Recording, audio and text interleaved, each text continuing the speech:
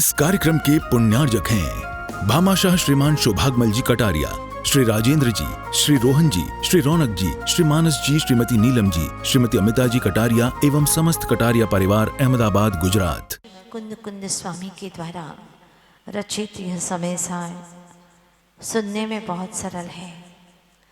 सुनने वाला समय सार बहुत सरल है, पर अनुभव करने वाला, अनुभव में आने वाला समय सार बहुत कठिन है, बहुत कठिन है। अनंत काल बीत गया, अनंत भव बीत गए, लेकिन आज तक अनुभव नहीं हुआ। एक पल के लिए भी अनुभव करने वाले का अनुभव नहीं हुआ। जो बाह्य सारी वस्तुओं को जान रहा है एक एक करके, उस जाननहारे का जानना नहीं हुआ जो देखता है। पर वस्तुओं को, उस देखनहारे का आज तक देखना नहीं हुआ, उसका दर्शन नहीं किया। कितनी दुखद घटना है यहाँ। जो अनुभव कर रहा है सुख दुख का, अच्छे बुरे का, तेरे मेरे का, पता नहीं कितने तरह से अनुभव करता है, उस अनुभव करने वाले तत्व का अनुभव नहीं किया। जो शाश्वत है, सदा है, ध्रुव है, फिर भी नहीं जान पाया। कितनी दुखद घटना है यहाँ।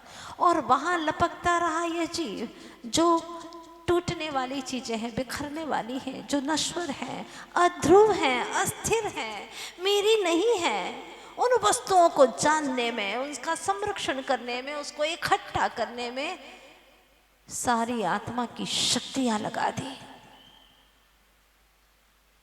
कितनी बड़ी दुखद घटना है यहाँ। लेकिन इस दुखद घटना को कभी समझने का प्रयास ही नहीं किया। जोड़ता रहा, जोड़ता रहा, जोड़ता रहा, पर वस्तुओं को, और मौत के एक धमाके में सब कुछ छोड़ करके चल दिया। फिर नया जन्म, फिर जुड़ना, फिर छोड़ना। लेकिन सच में न आज तक कुछ जोड़ पाया है और न ही निश्चय से कुछ छोड़ पाया है। क्योंकि कुछ जुड़ता तो छोड़ता भी, कुछ जुड़ा ही नहीं है तो छोड़ेगा क्या। आज तक कुछ आत्मा में जुड़ा ही नहीं।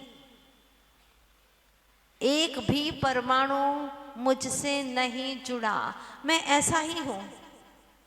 आप कैसे हो? किसी को जोड़ते ही नहीं हो। हाँ, मैं ऐसा ही हूं। क्यों? मैं ऐसा ही हूं, मेरा स्वरूप ही ऐसा है कि मैं किसी को नहीं जोड़ता।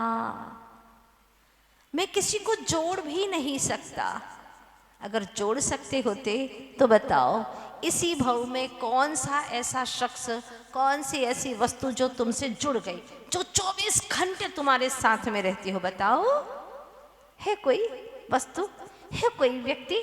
नहीं, क्योंकि मेरा स्वरूप ही ऐसा है, मैं किसी को जोड़ नहीं सकता।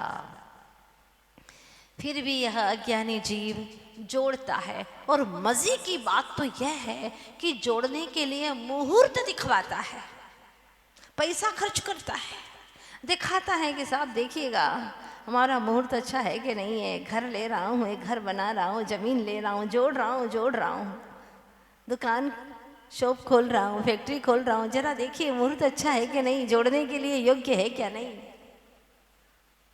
जोड़ने के लिए मुहूर्त देखता है, छोड़ने के लिए कोई मुहूर्त ढूंढने की जरूरत ही नहीं है। छोड़ने के लिए मुहूर्त ढूंढने की जरूरत नहीं है। मैं गुस्सा नहीं करूंगा, भैया देख लो मुहूर्त, देख लो मुहूर्त अच्छा है कि नहीं है, गुस्सा छोड़ पाऊंगा कि नहीं छोड़ पाऊंगा, नहीं। इसके लिए कोई मुहूर्त ढूंढने की जरूरत नहीं है। गड्ढे में गिरे हो और प्राण कंठगत हैं, लोग आए हैं, कह रहे हैं कि भैया आ जाओ ऊपर, मर जाओगे, चिल्ला रहे हो बचाओ बचाओ, हम आ गए बचाने के लिए। नहीं, मैं ऐसे नहीं आने वाला।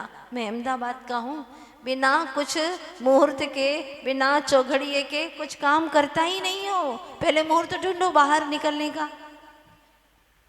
बोलो मुहूर्त शुद्धवाओगे क्या? गड्ढे में गिरे हो, प्राण कंठगत हैं और मुहूर्त शुद्धवा रहे हो। मान लो अभी मुहूर्त नहीं है, राहु काल चल रहा है, बाहर निकलोगे कि नहीं निकलोगे? पूछना चाहती हूँ आपसे, बिना मुहूर्त के उस गड्ढे से बाहर आओगे कि नहीं आओगे? आओगे ना।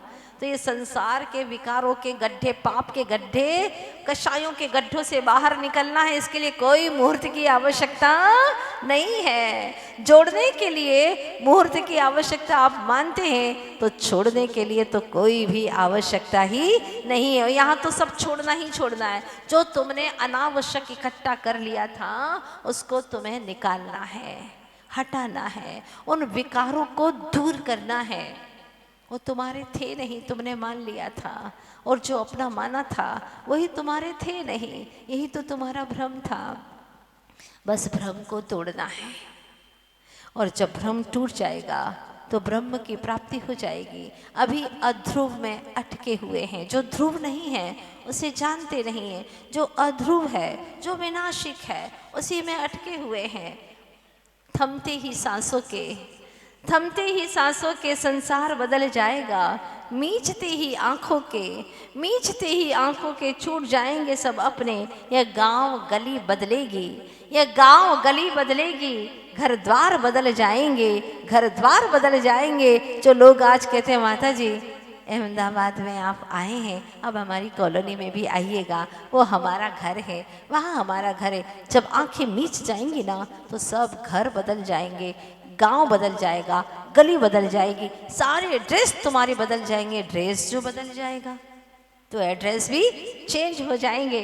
तो कहा है यह गांव गली बदलेगी, घर द्वार बदल जाएगा, शत्रु मित्र बदलेंगे तो परिवार बदल जाएगा।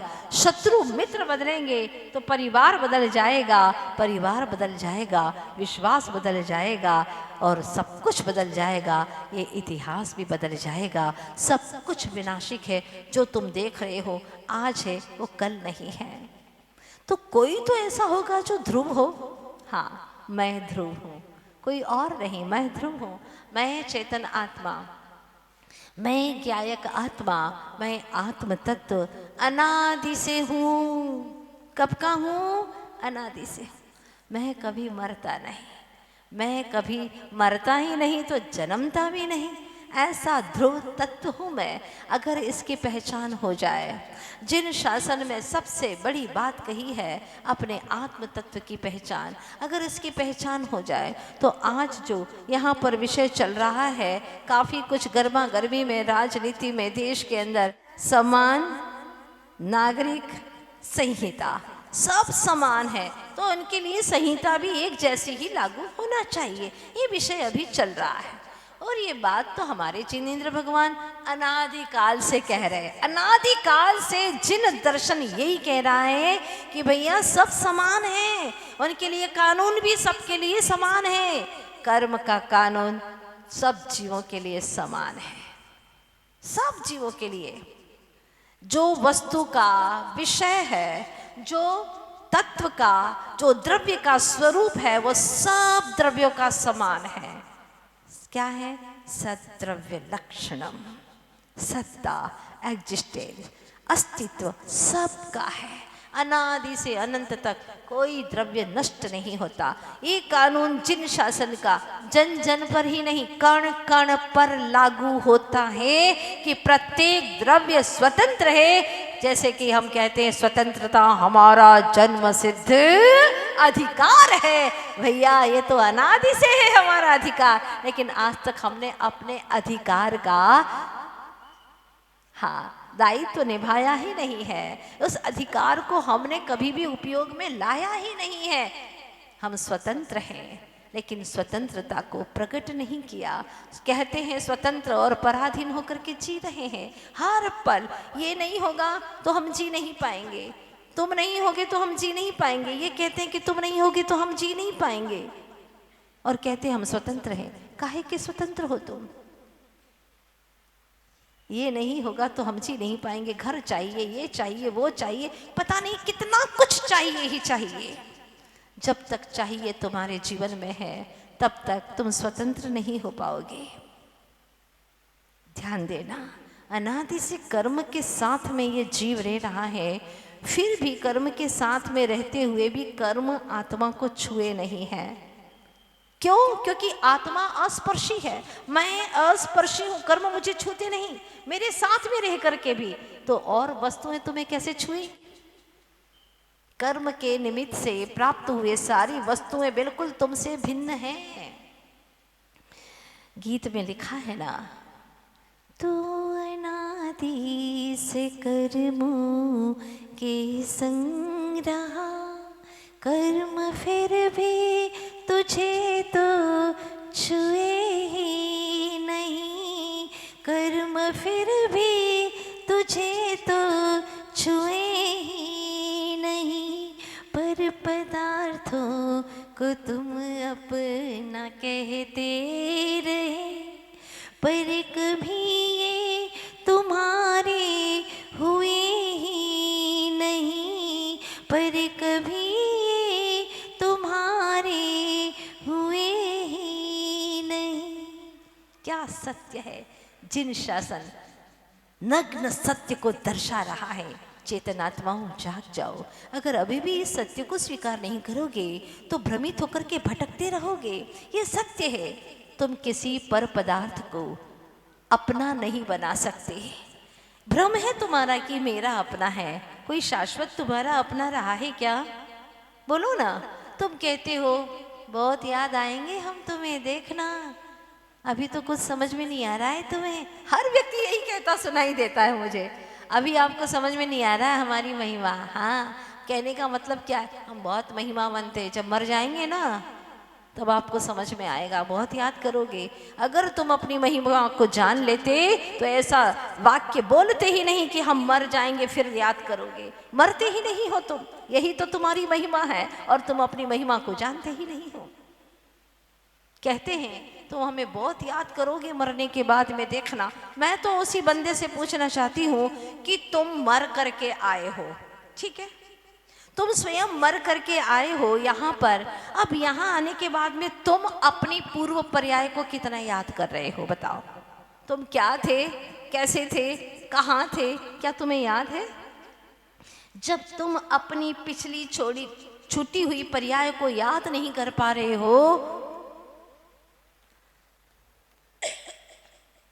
क्योंकि तुम जिस पर्याय में आए वहीं रम गए, तो वो तुम्हें क्यों याद करेगा? वो तो पर द्रव्य है ना, तुम तो वही आत्मा हो, फिर भी अपनी पूर्व पर्याय को याद नहीं कर पा रहे हो, क्योंकि इस पर्याय में आकर के तुम मस्त हो गए, अलमस्त हो गए, रंजायमान हो गए। बात समझ में आ रही है ना आपको? बड़ी गहरी बात है। जब तुम ही अपनी पिछली छूटी पर्याय को याद नहीं करते तो तुम्हें कौन क्यों याद करेगा? याद भी करेगा तो अपने स्वार्थ के खातिर याद करेगा। अगर उसके स्वार्थ की पूर्ति हो गई तो कौन किसको याद करता है? यहाँ कोई किसी को याद करने वाला नहीं है। ये झूठे झमेले में मत पड़ चेतन। अगर कुछ याद ही करना है तो अपने स्वरूप को याद कर ले, अपने लक्ष्य को, अपनी महिमा को स्मरण में रख के आखिर तू है कौन? तू अद्भुत है, तू अनुपम है। आचार्य भगवान कुंद कुंज स्वामी कहते हैं, सभी सिद्धों को वंदन करो। क्यों वंदन करो? क्योंकि वो ध्रुव है। तो मैं ध्रुव नहीं हूं क्या? तू भी ध्रुव है। और कैसा है? अमल है, निर्मल है। लेकिन दिन भर तो हम सफाई करते रहते हैं, घर की सफाई करते हैं, कपड़े की सफाई करते हैं, और कपड़ा जिस पर पहनते हैं उस शरीर की भी सफाई करते हैं। अहमदाबाद में बहुत गर्मी है, दिन भर पसीना आता है, दिन में 4 बार शरीर की सफाई करते हो ना? हाँ, क्यों? क्योंकि माता जी हमें मल पसंद नहीं है। बहुत अच्छी बात कही आपने, काश ऐसा हो जाए, कितना अच्छा होता। तुम्हें मल पसंद नहीं है, ये मल पसंद ना आवे तो कितना अच्छा हो जाए। 3 प्रकार के मल हैं, द्रव्य कर्म मल, भाव कर्म मल और 9 कर्म मल। भाव कर्म मल राग द्वेष आदि विकारी भाव, जो हमारे भीतर में हम उत्पन्न करते हैं, हम करते हैं 24 घंटा, वो है भाव कर्म रूपी मल। उससे 8 द्रव्य कर्म रूपी मल चिपकते हैं। ज्ञान वर्णादि 8 कर्म बंध को प्राप्त हो जाते हैं, आत्मा के प्रदेशों में उसका संबंध हो जाता है। और जब द्रव्य कर्म उदय में आते हैं तो वह किसी न किसी 9 कर्म की सहायता से उदय में आते हैं। जैसे पुण्य का उदय आया, अच्छा बड़ा घर मिला, अच्छे अच्छे मित्र मिले, हाँ, और अहमदाबाद में आए, चातुर्मास मिला, सत्संग करने का अवसर मिला, और जो अनंत काल से आत्म तत्व मैं हूं उसे जानने का स्वर्णिम अवसर मुझे प्राप्त हुआ। हाँ, ये है 9 कर्म, यानी कर्म के सहायक जो होते हैं उसे 9 कर्म कहते हैं।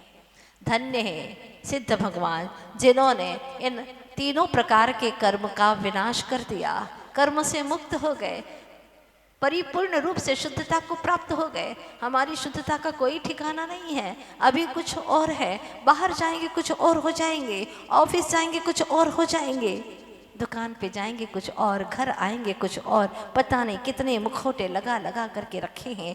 और यहाँ कहते हैं मैं किसी का करता धरता नहीं है, बात समझ में आ रही है, यहाँ आ रही है, लेकिन घर जा कर के कहते हैं कुछ समझता नहीं है, हाँ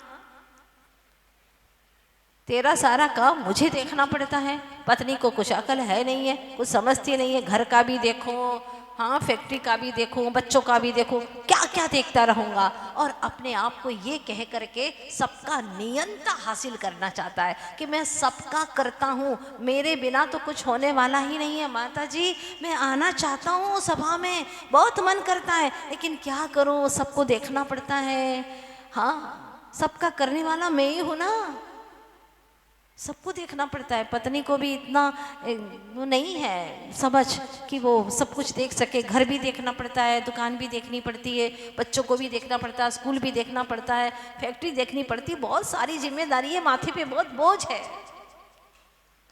मैं तो चुपचाप सुनती रहती हूँ, क्या करूँ, सुनना ही पड़ता है, ठीक है ना, हाँ सुन ही सकती हूँ, लेकिन इकट्ठा जवाब दे रही हूँ अभी आपको, ध्यान से सुनिएगा। ऐसे एक महानुभाव आए थे मेरे पास में, अहमदाबाद के ही थे, और उन्होंने कहा क्या करूं, सब कुछ करना पड़ता है, हो सकता है वो बैठे हुए भी हो यहाँ पर, समझ लेंगे वो। तो उन्होंने हमसे कहा कि माता जी क्या करूं, ऐसी ऐसी स्थिति, और घर जाकर के पूरे टाइम यही अपने आप को बोझिल समझता, मंदिर आता तो तरह तरह के विचार आते दिमाग के अंदर, भगवान तो दिखाई देते नहीं और वही सारे लोग दिखाई देते, क्योंकि दिमाग में जो भरा हुआ था, अगर अपने दिमाग में, अपने उपयोग में, अपने ज्ञान में अशांत जीवों को भरोगे तो वही अशांत और बेचैन ही आप पूरे टाइम नजर आओगे।